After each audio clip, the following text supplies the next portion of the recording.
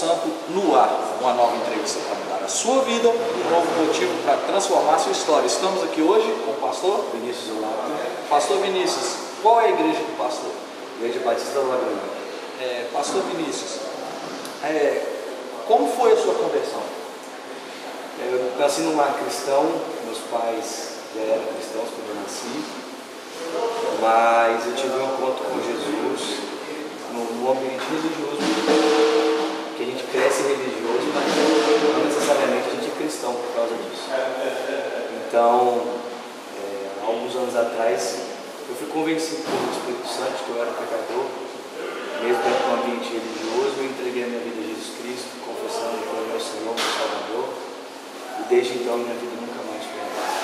Glória a Deus. Pastor Vinícius, a gente sabe que no Brasil a igreja tem alcançado alguns locais, certo? Alcançado alguns locais que antes ela não alcançava. Como tem sido a sua visão sobre a presença do Senhor Jesus em nosso país? Olha, depende do segmento, né? Se a gente olhar para o segmento político, a gente vai ver que falta muito a presença do Senhor Jesus ali. Mesmo porque, infelizmente, alguns representantes, né, que deveriam estar levando a presença de Cristo através do seu testemunho, da sua ética, da sua conduta, acabam deixando um pouco a desejar. Mas em determinados lugares a presença de Cristo tem sido muito intensa, muito presente, né? A gente percebe uma atuação da igreja hoje bastante relevante na questão do terceiro setor, das políticas públicas. Então, por algumas esferas, quando a gente olha, a gente vê muita falta da presença do Senhor, mas em algumas outras, graças a Deus, através da igreja, a presença de Cristo tem sido muito, muito intensa, muito presente. E olhando para a igreja, nós estamos vivendo um momento assim, onde eu creio que Deus está chamando a sua igreja para um despertamento. A gente percebe muitos jovens e a igreja se voltando para uma busca do Senhor, e isso faz com que a presença de Cristo seja muito visível, muito perceptível dentro da igreja.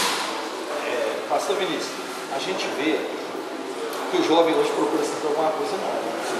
Graças a Deus que surgiram muitas coisas novas. A gente tem um contra jovens, a gente tem uma música eletrônica music, músicas eletrônicas, a Getsêmani fazendo eventos, festival de bandas, e a gente vê que também isso tem de alguma forma influenciado os jovens no nosso país, certo? O senhor acha que com essas palavras ou com esses eventos tem gerado uma mudança na nossa juventude? A mudança que eu digo assim, na questão da consciência, porque antigamente eu acho que os jovens não olhavam ainda para pensar, eu vou na igreja, pô, aquele negócio com a nota, é aquele mesmo culto. A gente que é mais antigo, não sei se é o seu caso, a gente que há algum tempo a gente vê que algumas pessoas antes eram o mesmo culto. Isso aí era boa palavra, isso. Então hoje aconteceu isso. Você acha que gerou uma melhoria na questão do jovem dentro da igreja? Eu acho importante a gente ter esses espaços onde a comunhão pode ser feita, onde o jovem possa experimentar o entretenimento, mas a gente sabe que o que muda mesmo o caráter, transforma, é a presença do Espírito Santo. Então, eu acho que nós temos espaço para as duas coisas. Nós temos espaço para o entretenimento, para a diversão, para a comunhão, mas esse velho formato, né, de um culto tradicional, ele não pode ser abandonado, esquecido, porque é a pregação da palavra e a presença de Jesus que transforma a nossa vida. Não tem nada que transforma a nossa vida, senão essas coisas.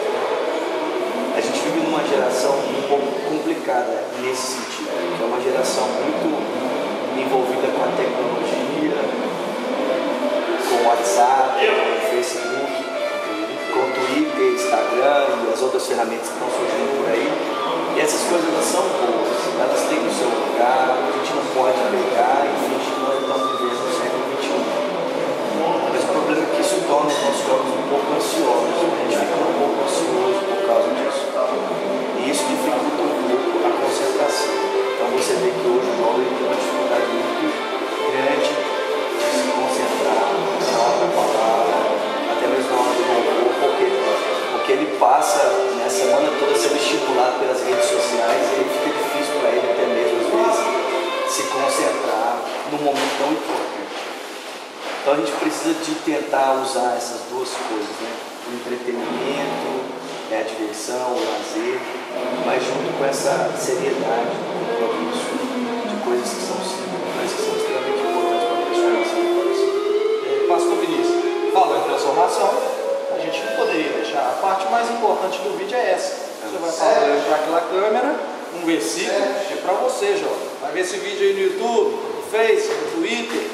Vai ver esse vídeo aí, uma palavra de Deus para ele. Talvez o cara está precisando, talvez ele tenha uma história muito parecida com a sua, ou minha parecida com a sua, de que nasceu no Evangelho, aprendeu tudo certo, mas de alguma forma viveu como religioso, viveu preso, né, de algumas coisas que não deveriam, e hoje precisa de encontro com o Senhor. Não que você tenha o poder de fazer isso, mas a palavra de Deus, ela mesmo diz lá em Isaías, que ela que é liberada da minha boca, ela não voltaria se eu descumprir o que fosse proposto. Então a palavra de Deus para a pessoa que vai ver esse vídeo aí, nesse momento lá no nosso site. O Salmo 139, ele diz assim: Senhor, tu me sondas, tu me conheces o meu acertar, conheces o meu levantar, de longe o Senhor conhece os meus caminhos. O texto diz que a palavra nem chegou à boca e o Senhor já conhece, não seca por trás, por diante, ele põe a sua mão sobre nós.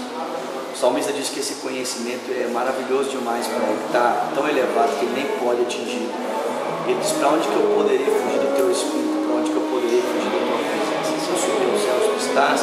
Se eu descer do mais profundo abismo, tu estás. Se eu tomar as asas da alva, for habitar na extremidade do mar, até ali a tua mão vai me guiar, a tua destra vai me sustentar.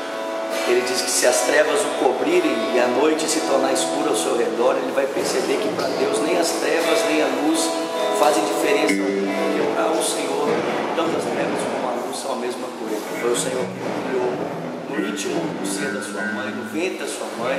Foi o Senhor que o teceu de uma forma assombrosa e admirável. Todos os dias deles estavam contados, escritos, quando nenhum deles ainda existia. E ele termina esse salmo dizendo: sonda-me, ó Deus, conhece o meu coração.